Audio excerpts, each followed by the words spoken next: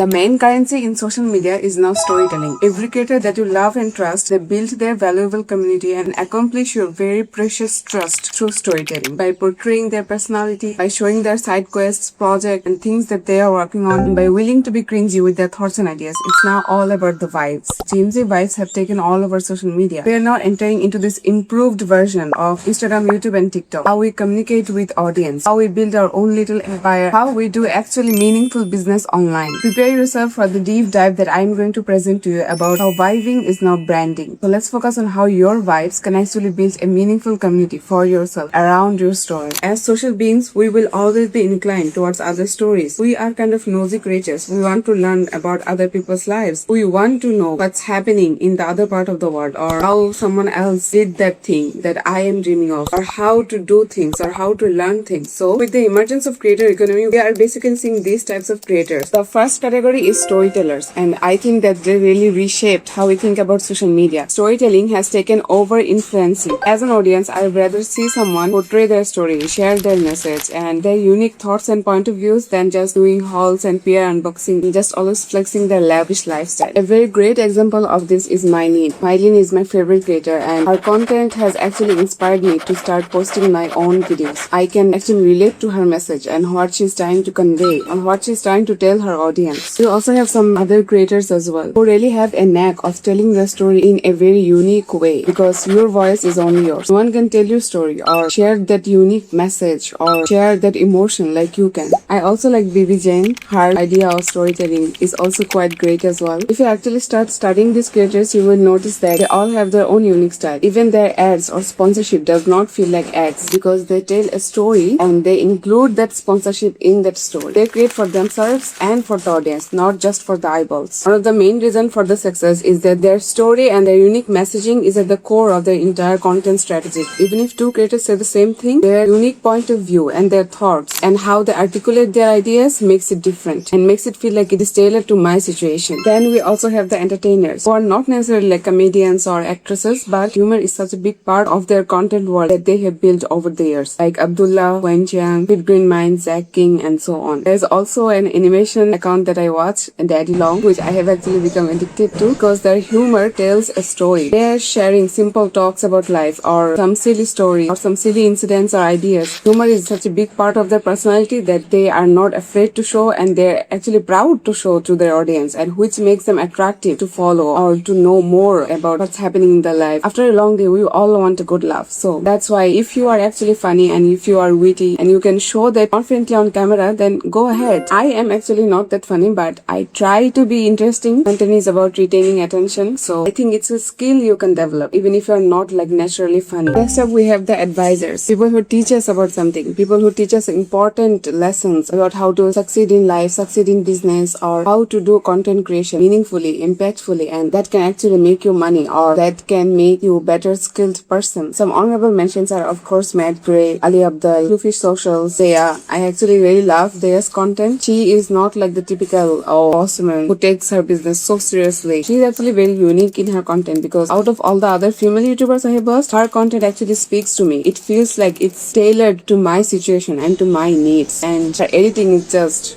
on point, so fire. Of course, we cannot forget about Naval. His quotes and tweets are like so famous all the time, and because he has such gems to offer to all the young entrepreneurs or young creatives who want to pursue their own path. One of the best advice: life is lived in the arena. Life is a single player game. The only true test of intelligence is if you get what you want out of your life. You should definitely check him out if you do not know him already. Their vibe is basically teacher guru vibe, because they are teaching you essential things, important tips on how to get started, how to get ahead, or how to excel at the skill that you want to learn, that you want to explore. And through all of this teaching that they are giving you for free, they gain their audience's trust, which is so valuable, by the way. They let it compound for a few years and then it scales. We also have the creatives, who are the artists, the designers, the painters, and the editors, who actually give us great visuals and great stories with amazing voiceovers and editing styles and colors. Their vibe is like passionate love for the style. They put their heart and soul into the art that they're pursuing, into the project that they're doing, into the side quest that they venture into. Some of my favorite creatives are AG Katrina, Zach,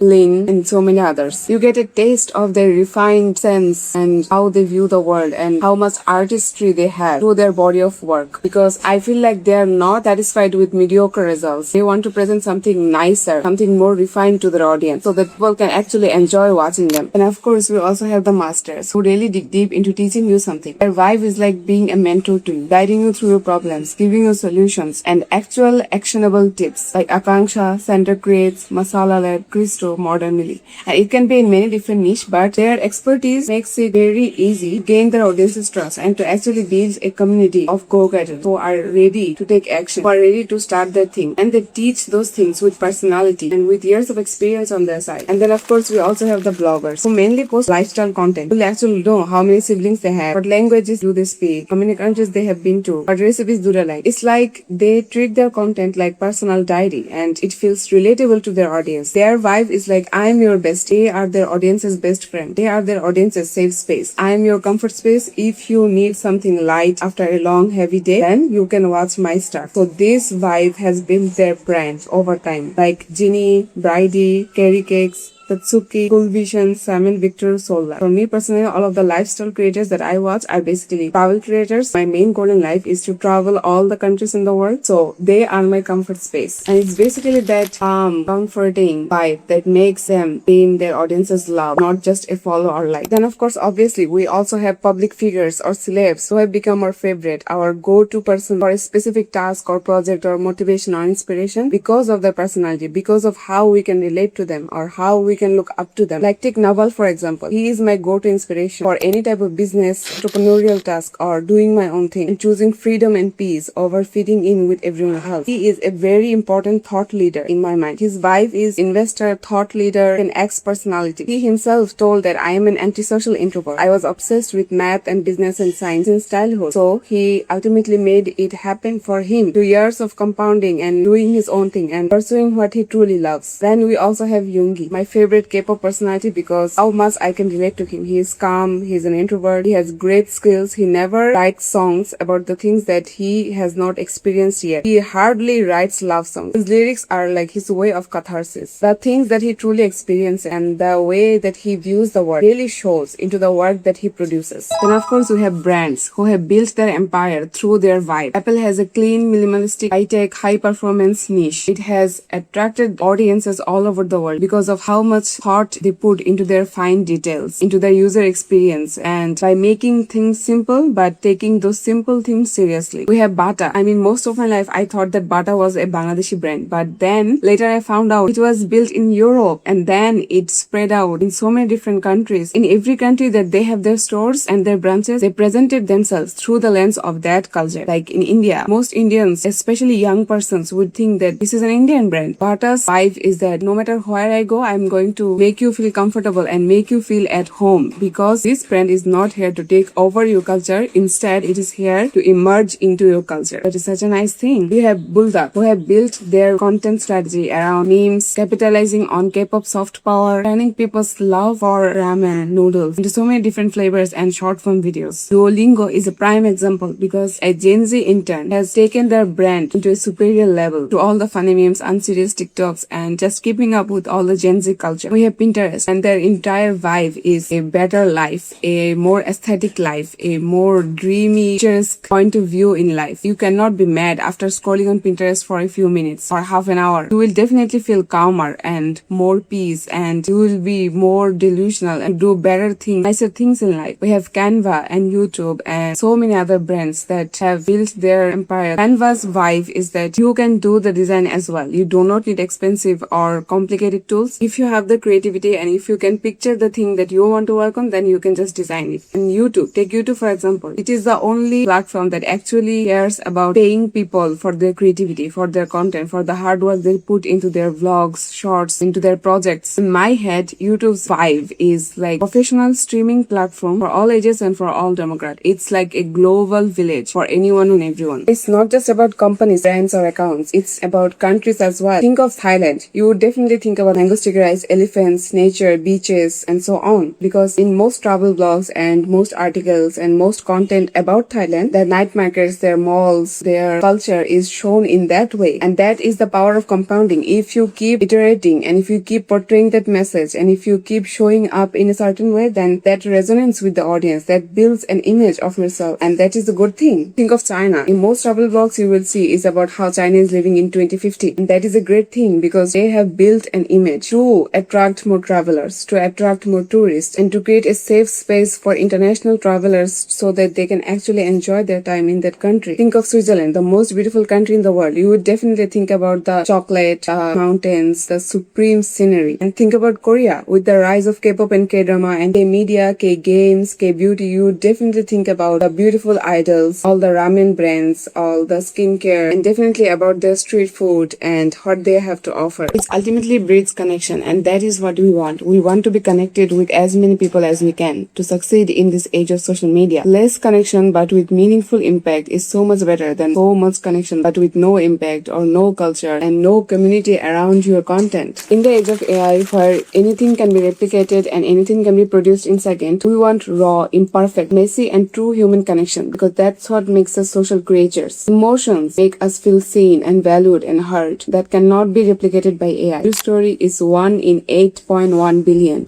Think of how rare it is. When you actually share that story in a meaningful way and in a beautiful way, it creates a safe space, not just for yourself, but for others as well. It gives others a sense of belonging. Your audience can think, oh, she's going through the same thing as well. So I'm not alone on this journey. If she can navigate the journey, then maybe I can too. It makes your audience go, yes, they get it. They are my people. I am in this group that I like. Your niche, your vibe creates an open space community that people are excited to join. People are excited to be a part of, and they are inspired to create something on their own. The bottom line here is that your vibe is going to determine your brand at the end of the day. Don't be afraid to experiment. Don't be afraid to show your true self. Most definitely show your authenticity as much as possible because true vibes, pure vibes, create true connections and long-term community. If you have made it this far, comment down your favorite brand or a creator that you are excited to watch every day or every week. And I will see you on the next video. Until then, you can share this video, like this video, subscribe to my channel. You can add it to your watch later playlist.